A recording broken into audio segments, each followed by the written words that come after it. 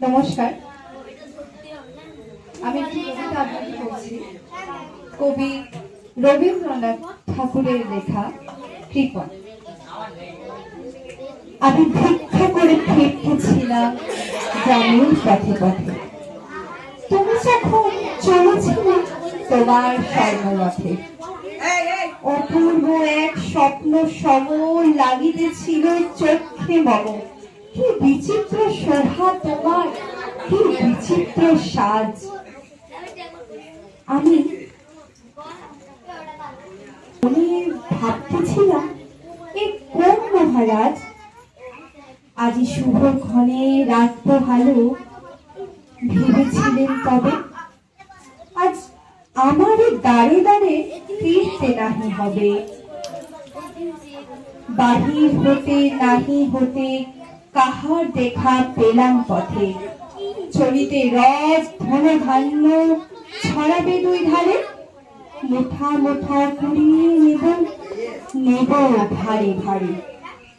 দেখি সহস্র থেমে গেল আমার কাছে এসে, আমার মুখটায় চেয়ে নামলে তুমি হেসে। দেখে মুখে প্রসন্নতা জুড়ায় গেল সকল ব্যথা।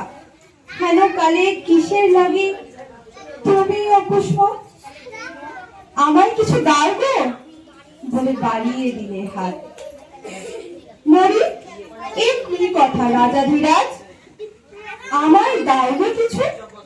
শুনে কোন কালের তরে রইল মাথা নিচু।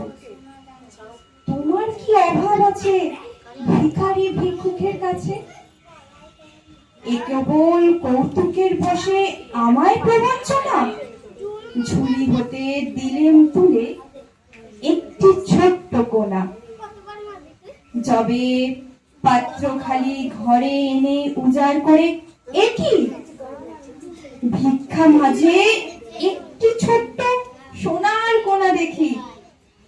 দিলেন যারা ভিখারিরে স্বর্ণ হয়ে এলো ফিরে। তখন কাঁদি চোখের জলে দুটি নয়ন ভরে, তোমায় কেন দিইনি আমার সকল শূন্য করে। নমস্কার।